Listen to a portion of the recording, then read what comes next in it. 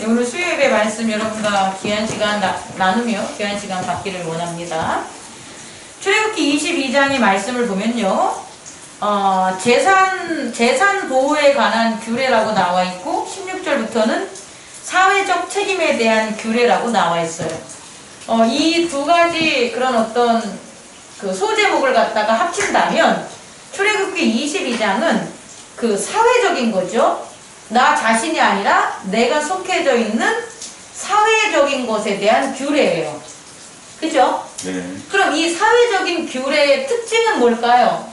여러분 저를 보면서 한번 얘기해 보십시오. 출애굽기 22장을 읽어봤는데 이 사회적인 규례다라고 우리가 이렇게 묶을 수가 있는데 아주 특별한 특징이 하나 있네요. 그 특별한 특징을 좀 발견할 수 있겠습니까? 피해를 입은 사람이 억울하지 않아야 됩니다. 억울하지 않아야 되는데 억울하지 않게 하려고 했었던 그런 조례들을 봤더니 어떤 특징이 있어요? 이 앞부분에 나오는 21장에서는 이에는 이, 눈에는 눈, 손에는 손 1:1 대응이었어요. 근데 이 사회적 보상, 사회적 규례를 살펴봤을 때는 1:1 대상이 아니라 첫 번째 절에서 볼 수 있듯이 사람이 소나 양을 도둑질 하여 잡거나 팔면 그는 소 한 마리에 소 5마리를 갚고 양 한 마리에 양 4마리를 갚을지어다. 그러면 여기 보세요. 신경 쓰지 말고요. 앞에서 나올 때는 보면은 1:1이었단 말이에요. 근데 이 사회적 보상을 우리가 사회적 법규에 대한 배상을 이렇게 보면 이 배상에 있어 여기 좀 보세요. 배상에 있어서는 어떻다는 거예요? 1:1 배상이 아니라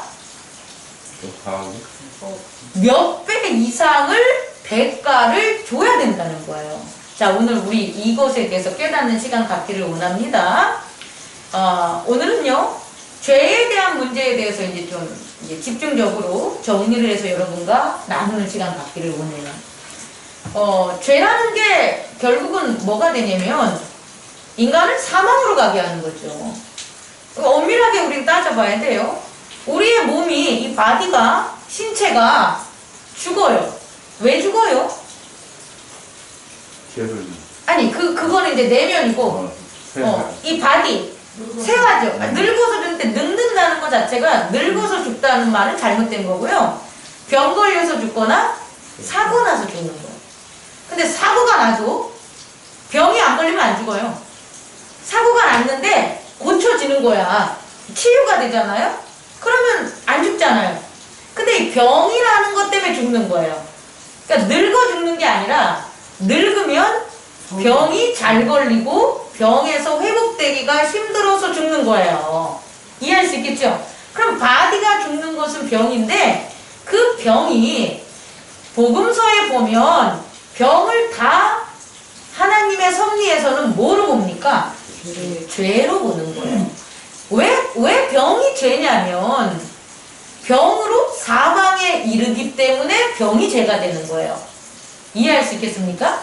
그냥 아니 병이 의학적으로 이게 이렇게 돼서 죽는 게 왜 이게 죄가 돼? 이렇게 믿지 않는 사람들은 얘기할 수 있지만 우리들은 생명을 구하고 찾으러 가는 우리들은 명확한 명제에 살아야 되는데 병은 죽기 때문에 몸을 죽게 만들기 때문에 죄다.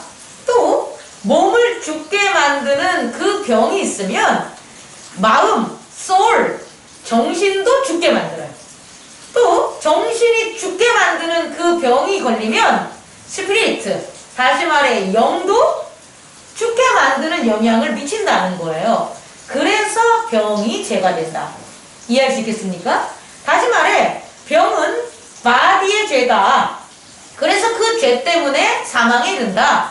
죄는 다른 게 죄가 아니라 죽게 만드는 모든 것은 뭐다? 죄다. 여러분을 죽게 만드는 모든 게 뭐가 된다? 죄라는 것을 깨닫기 바랍니다. 죄 때문에 죽어가 아니라 죽는 거가 죄라는 깨달음의 시간을 갖길 바랍니다. 그렇다면 바디는 병 때문에 죽는데요. 영혼은 뭐 때문에 죽느냐? 영혼도 다시 말해서 영혼을 죽게 만드는 게 뭐가 되는 거예요? 죄가 되는 거잖아요. 근데 바디는 병이라는 병원체가 이렇게 나타나 있잖아요. 외부적으로 오던 감염이 되던 병원체가 있으니까 병이 걸리는 거잖아요. 마찬가지로 우리의 스피리트 혹은 소울이라는 정신도 죄라는 게 들어온다는 거죠. 그 죄라는 게 뭐냐 봤더니 하나님이 태초에 창조하지 않는 것들이라는 거예요. 다시 말해 하나님에게 순종하거나 복종해서 그리스도 안에 그리스도의 다스림이 없는 것들, 그 없는 것들이 소울과 스피리트의 병원체라는 거예요. 그럼 우린 그 병원체를 뭐라 그럽니까? 죄라고 하는 거죠. 다시 말해 하나님의 것이 아닌 것, 하나님이 만든 그리스도의 것이 아닌 것, 그것들이 우리의 소울, 정신으로 오거나 그것들이 우리의 스피리트, 영혼에 오면 소울과 스피리트는 죄가 들어온 그 병원체 때문에 뭐한다? 죄다. 그 죄 때문에 죽게 된다. 결국 사망에 이르게 된다라는 것을 잊지 마시기 바랍니다. 자, 그렇다면요. 우리가 기독교의 신학적 주제 중에 가장 중요한 게 죄가 되는데 이 죄를 두 가지 죄로 규정을 했어요. 두 가지 죄로 우리는 이제 우리 성도들이나 신학적 체제를 갖추고 있죠. 어떤 죄와 어떤 죄가 있죠? 죄를? 성령을 거스르는 죄. 그건 이제 예수님 이후에고 그냥 원죄와 원죄와 재범죄? 자범죄. 원죄가 뭐라고요? 모든 죄는요, 두 가지 때문에 만들어지는 거예요. 우리가 이제 왜 원죄라고 하고 왜 자범죄라고 하는지 이제 알아야 돼요. 다시 말해서 죄는 생성이 되는데 죄가 어떻게 생성이 되냐 봤더니 원죄와 자범죄 때문에 죄가 나타난다는 거예요. 그럼 원죄라는 것은 여기 보세요. 딴짓하지 마시고 그냥 내버려 두세요. 예배 드릴 때. 원죄는 왜 원죄라고 할까요? 원죄는 뭘까요? 이제 이거 우리가 접근을 해야지. 죄를 바라보고 죄를 없앨 수 있을 거 아니에요. 하나님과 교통하는데 그 죄가 들어감으로 인해서 하나님과 단절된 죄. 오케이, 아주 잘했어요. 아이고 지금 집중 좀 하시라니까. 자기만 집중하면 된다니까 나만. 원죄는 자꾸 끊기잖아 지금 예배 드리면서. 뭐 하는 거야 지금. 원죄는 하나님과 교통함이 끊기는 거죠. 다시 말해 그거를 우리가 좀 더 잘 알려면 하나님을 모르고 짓는 죄가 원죄는. 원죄를 질 수밖에 없는 것은 뭐 때문에 질 수밖에 없다? 하나님을 모르는 거예요. 그러니까 다시 말해 죄를 짓게 만든 시초가 뭐냐, 그 근원적인 출발점이 뭐냐라고 보면 하나님을 모르는 거로부터 출발이 됐다고요. 그게 원죄라고요. 그럼 아담이 하나님을 알았죠. 하나님이 자기 형상대로 만든 걸 알았죠.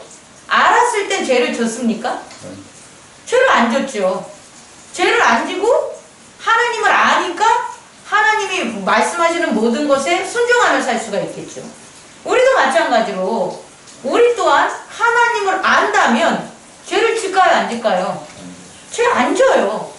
그러면 하나님을 섬기면서 교회를 다닌다고 하면서 권사나 장로나 목사가 된다고 하면서도 죄를 짓는다는 거는 첫 번째 뭐 때문이다? 하나님을 알지 모르기 때문에 짓는 거예요. 이해하시겠습니까? 다시 말해 이건 예수님 시대의 복음 시대에 예수님께서 뭐라고 얘기했냐면 모르고 지은 죄도 회개하게 만드는 거예요. 모세 시대의 율법에도 모르고 지은 죄도 재단을 쌓게 만드는 거예요. 다시 말해 이 세상 사람들은 모르고 지은 죄에 대해서는 뭐라고 얘기해요? 죄가 없다 그래. 과실치사. 그래가지고 의도적이지 않고 모르고 지은 죄에 대해서는 아주 관대하게 그 죄를 묻지 않아요. 그런데 기독교에서는 아니라는 거예요. 기독교에서는 모르고 지은 죄도 뭐 하는 거예요? 반드시 죄를 저지르기 때문에 그 죄과를 치워야 된다는 거예요. 자, 첫 번째, 원죄는 뭐다? 모르고 지은 죄다. 두 번째, 또 죄가 있다고요? 자범죄. 자범죄는 뭘까요? 자기가 자기 애고 그러니까 자기가 알고 지은 그거요 바로 그거. 모르고 지은 죄는 원죄. 원죄고 알면서도 지은 죄는 자범죄. 자범죄가 되는 거예요. 아니 목사님 죄를 아는데 어떻게 죄를 져요?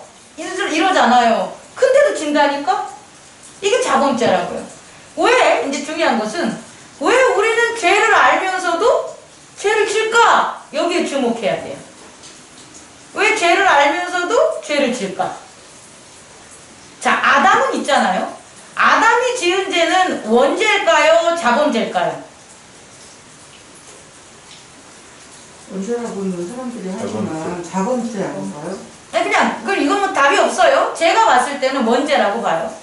왜냐면 선악과를 먹지 말라고 했지만 선악과를 먹은 이후의 일에 대해서 알지 못한다는 거예요. 아담이 선악과를 먹고 난 다음에 일어날 그걸 알았다면 말씀으로 먹지 말라고 했는데 정령 죽으리라 라고 하는 걸 알았다면 나는 안 먹었을 것 같아요. 뭐 해석하기에 틀리겠지만 원죄. 그런데 아담 이후에 다시 말해 아담이 선악과를 먹은 다음에 그 다음에 저지른 죄들이 있을까요 없을까요? 있겠죠. 그건 뭡니까? 하나님의 음성을 들었지만 못 들은 척 피한 것들. 하와를 갖다가 뭐 한 것들? 핑계대고 하와가 먹으라고 했던 것들. 이런 죄들을 계속 졌는데 이 죄들은 무슨 죄일까요? 자범죄. 왜 자범죄일까요? 알면서 내가 선악과를 먹었음에도 불구하고 또 그 죄를 회개하지 않고 뭐 하는 거예요? 미루는 거죠. 이게 자범죄예요. 그러면 왜 아담이 처음 먹었을 때는 원죄, 그 일어날 상황을 모르면서 하나님을 모르면서 지어서 죄를 졌는데 그 이후에는 알면서도 그렇게 죄를 졌냐? 이게 중요한 거잖아요. 자범죄에 있어서는. 그럼 왜 알면서도 죄를 졌냐 봤더니 아담이 죄의 세상에 빠졌기 때문에.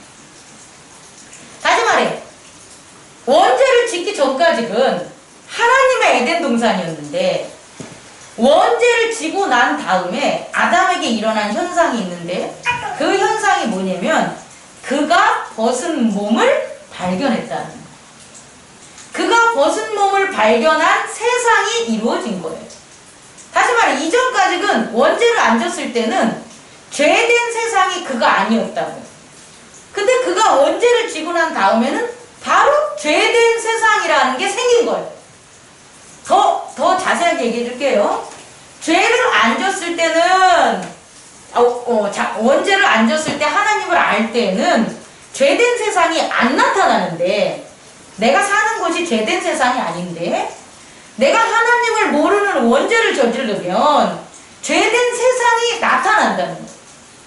여기까지 이해할 수 있겠습니까? 그러니까 아담은 더 이상 죄된 세상이 된 거죠. 그래서 에덴 동산에서 살 수가 없는 거예요. 그럼 죄된 세상이 있는 곳으로 모여야 되는 거예요? 추방을 당해야 되겠죠. 그래서 아담은 에덴 동산에서 추방당해서 죄된 세상에 거하게 된 거예요.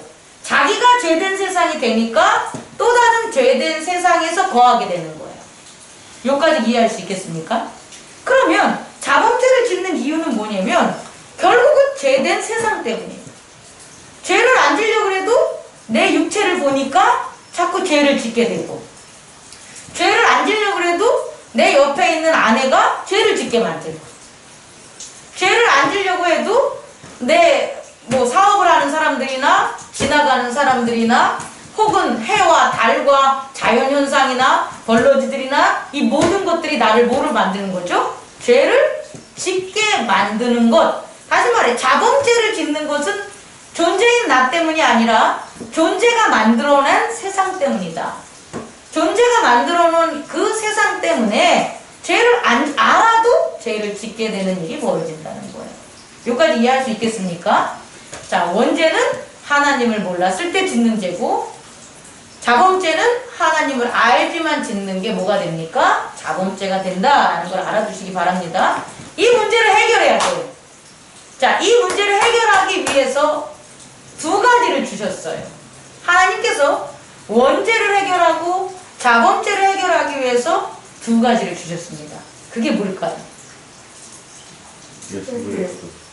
오케이, 예수 그리스도예요. 예수 그리스도인데 예수 그리스도는 복음서 시대에만 있는 건 아니었고요.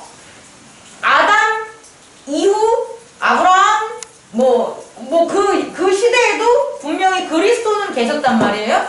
그럼 그리스도를 통하여 두 가지를 하게 만들었다는 거예요. 그 두 가지가 뭐냐 봤더니 제사. 첫 번째가 제사인데 재단. 재단은 그리스도를 통한 재단인 거예요. 아담의 재단이던 아브라함의 재단이던 에녹의 재단이던 노아의 재단이던 다 누구를 통한? 그리스도를 통한 재단이에요. 그럼 그리스도를 통한 재단을 통해서 제사를 드리면 하나님이 뭘 해주시는 거예요? 사하여 주는데 사실은 재단은 계시를 내려주는 거예요.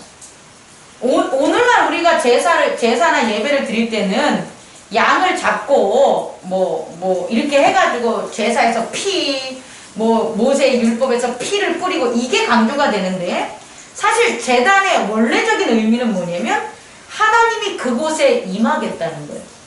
그곳에 임해서 뭐 하겠냐는 거예요. 죄를 멸하시. 죄는 당연히 뭐라고 알려주겠다는 거지. 나를 보여주겠다는 거지. 내가 원하는 게 뭔지를 알려주겠다는 거야. 그러니까 내가 원하는 게 우로 가는 거야. 그걸 뭐를 통해서 가르쳐주는 거예요? 제단을 통해서 알려주는 거예요. 그럼 그 제단의 목적은 뭐냐면 하나님이 원하시는 게 뭔지를 듣는 게 제단이라고요. 그래서 나는 우로 갈지 좌로 갈지 몰라, 갈팡질팡해. 그랬을 때 제단을 쌓는다고요. 왜? 나는 모르는데 하나님께서 아시니까 하나님이 알려주는 것대로 가면 나는 뭐를 안 지니까? 죄를 안 지니까 복을 받는다고요. 그래서 제단을 쌓는 거예요. 그럼요. 제단을 쌓으면 항상 하나님과의 교통함과 뜻을 아는 것에 목적이 있었다는 거예요. 그래서 제사함에 그 양을 드리는 건 하나님의 뜻을 알려면 내가 죄가 없어야 되니까 나를 위한 거고 민족을 위한 거. 다시 말해 하나님의 의도와 뜻을 알기 위해서 내 죄를 씻은 거지, 내 죄를 씻는 게 목적이 아니라고. 거기서 끝나는 게 아니라고요.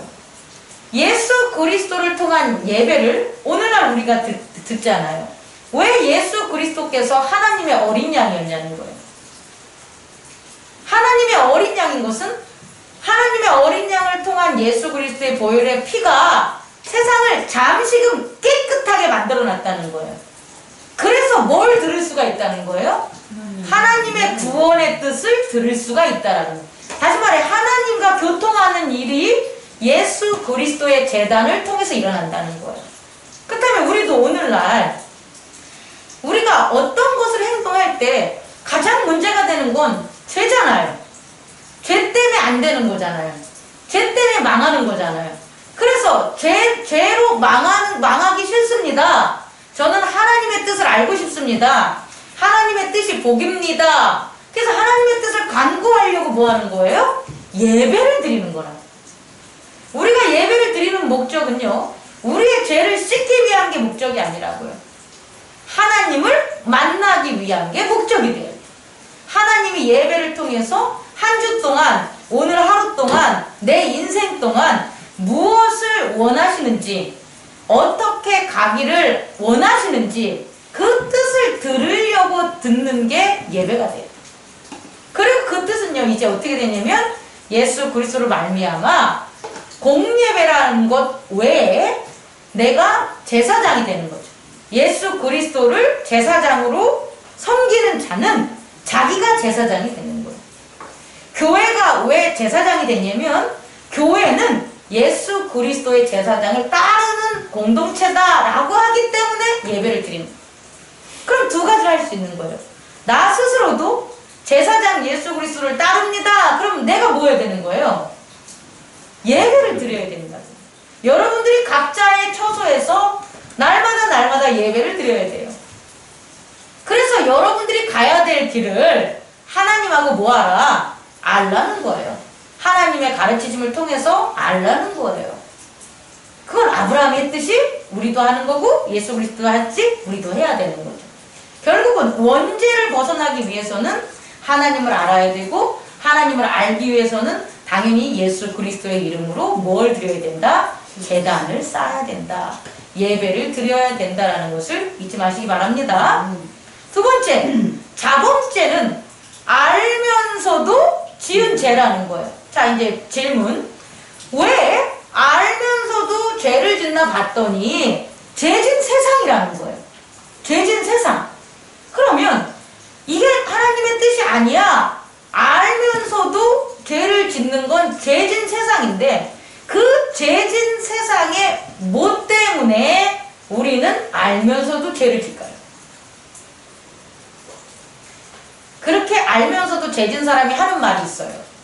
그렇게 할 수밖에 없었어. 이 얘기하죠. 나는 오늘 예배를 안 드릴 수밖에 없어. 나 예배를 드리는 수요 예배인지는 알아. 근데 내가 안 드릴 수밖에 없어. 근데 무슨 일이 있거든. 그럼 그게 뭐냐는 거예요.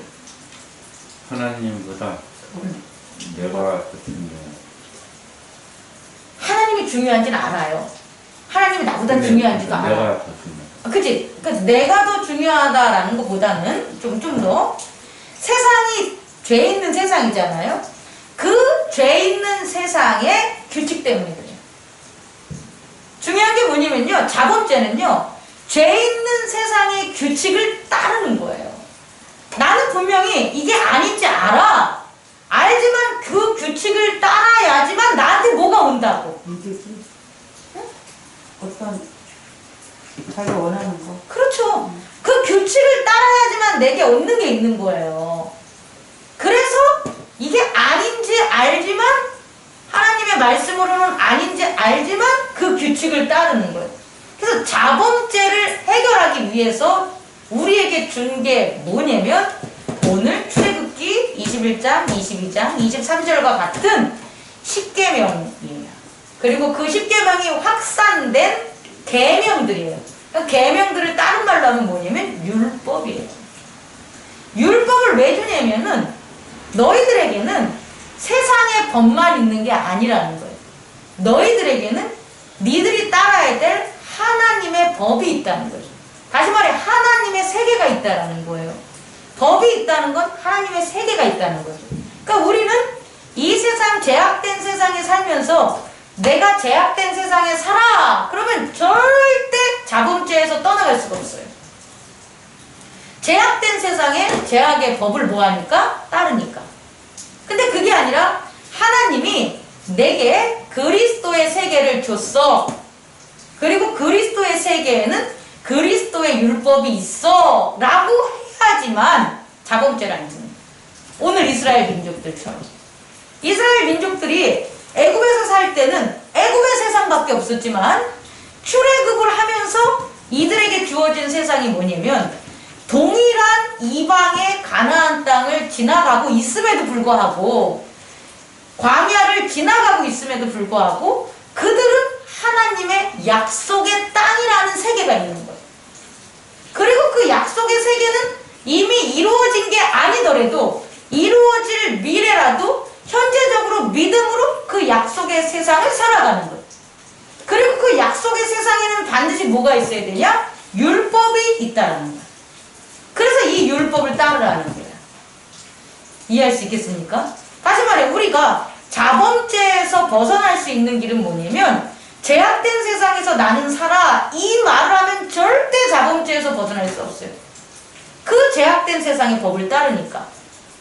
오늘도 제약된 세상에서 살았습니다. 주여 저를 보호하여 주시옵소서 라고 하면 말로만 기도하는 거라고요. 또 죄를 질 거예요. 근데 그렇게 기도하지 말고요. 오늘도 예수 그리스도의 세상을 주님께서 주셨습니다 라고 우리는 고백해야 돼요. 그리고 오늘 주신 예수 그리스도의 세상에서 예수 그리스도의 말씀, 그의 율법을 따르게 하소서라고 기도 한번 해보세요. 그리고 살아보세요. 그럼 이런 일이 벌어지는 거예요. 똑같이 예배를 드리는 상황인데 어떠한 세상에서 누가 찾아온대, 뭐한대, 어디 가야 돼 라는 것을 이제 안 따르게 되는 거예요. 왜? 날은 이 시간은 누구의 세상이니까? 예수 그리스도의 세상이니까 예수 그리스도의 법을 따라야 돼 라고 하니까 여기 나온 거예요. 그리고 주일날도 나오실 거예요. 그럼 그럴수록 자범의 죄가 없어지게 돼요. 돌이켜보세요, 여러분들이.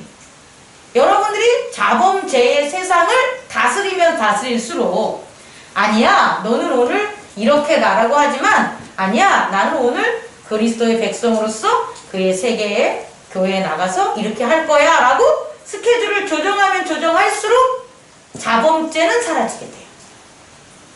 근데 그 스케줄을 조정하지 못하고 아유 알지만 이렇게 해야 돼 라고 하면 할수록 자범죄에서 벗어날 수가 없다라는 거예요. 계속 동일한 죄들을 반복하는 거예요. 그렇다면 목사님, 우리는 그러면 죄가 없습니까? 죄가 없이 살 수 있어요. 원죄를 짓지 않으려면 날마다 숨쉬는 순간마다 말씀을 알려고 노력해서 하나님 성령의 음성을 듣고 깨달으면 죄 안 져요.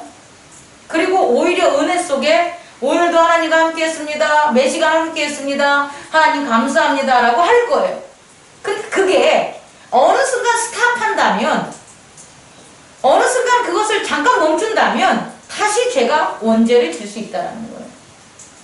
근데 이게 스탑을 해도 예수 그리스도의 제단으로 원죄가 사라졌다고 하기 때문에 사실상 그렇게 쉽게 지진 않지만, 원죄가 사라졌다고 해도 성경에서는 배도하는 자들이 있어요. 그 원죄마저도 잃게 될 수 있다는 거예요. 어떻게? 오늘 가장 중요한 말씀 중에 하나가 뭐냐면 22장의 핵심이 뭐냐면 너는 무당을 살려두지 말라.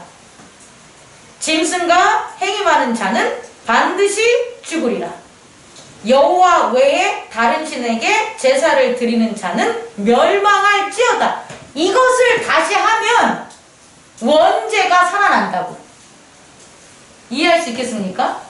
이런 것을 안 하면 예수 그리스도의 제단이 유효하기 때문에 자범죄는 계속 짓고 살을지언정 그 자범죄를 죄라고 고백하고 만들게 하는 원죄가 사라졌기 때문에 그 자범죄를 볼 수 있는 건데, 이러한 행동들을 한다면 원죄 자체가 다시 살아난다는 거예요. 예수 그리스도를 다시 십자가에 못 박는 거예요.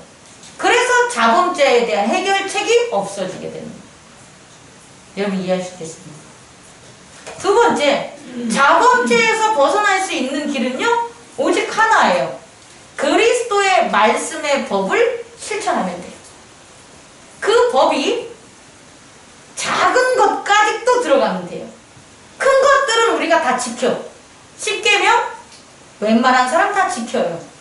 근데 10계명에서 다시 50계명, 50계명에서 100계명, 100계명에서 1000계명, 아주 작은 내 이웃을 내 몸같이 사랑하라를 완성할 수 있는 그 계명까지 우리가 지키면, 그리스도의 말씀, 그리스도의 계명을 지키면 자범죄는 안 줘요. 자, 생각해 보십시오. 지나가는 개나 사람을 갖다가 업신여기지 말아야 되는데, 교회에 있는 사람들은 업신여기지 않고 잘 하죠. 그럼 교회 안에서 자범죄는 잘 안 져. 근데 지나가는 사람에 대해서 아무도 모르는 사람, 약한 사람, 자기에게 뭐하는 사람을 갖다가 일단락 스톱 떠나는 것은 안 하면 결국 거기 가서 뭐 하는 거예요? 자범죄를 범하게 된다. 어렵지만 예수 그리스도는 우리에게 이 방법을 가르쳐 주십니다. 예수 그리스도의 제단을 통해서 끊임없이 하나님의 말씀을 알아라, 하나님의 뜻을 알아라, 성령의 역사를 통해서 가르쳐 주고 있고요. 또 끊임없이 우리가 살아가는 세상을 예수 그리스도의 세상이라고 알려주셔서 그 예수 그리스도의 법을 따르게, 세상의 법을 따르는 것이 아니라 예수 그리스도의 법을 따름으로 그 죄된 세상을 떠나게 만들고 죄된 세상을 제거하게 만드는 권능을 우리에게 주셨다는 거예요. 만약에 우리가 이 두 가지만 하는 곳에 온전하게 우리의 인생을 건다면 우리에게 일어나는 현상은 죄된 세상에서 떠나게 되고 복된 세상이 나타난다는 거예요. 복의 세상은 이와 같은 죄를 다스리고 떠나고 죄를 직시하고 멸할 수 있는 그와 같은 순종이 있어야만 복된 세상으로 나아갈 수 있다는 거예요. 저는 오늘 저와 여러분들이 하나님의 복된 세상으로 나아가는 행복나눔 교회의 중요한 기둥들이라고 믿습니다. 그리고 그 방법에 있어서는 그리스도의 제단과 그리스도의 나라밖에 없다는 것을 깨닫고요. 그것을 실천하는 저와 여러분 되기를 원합니다.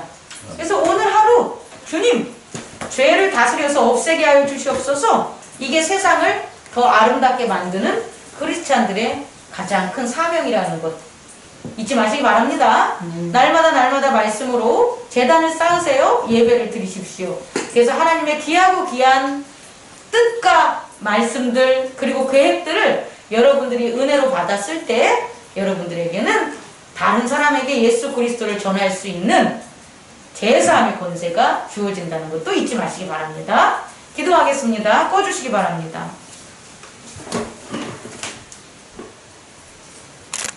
사랑과 은혜가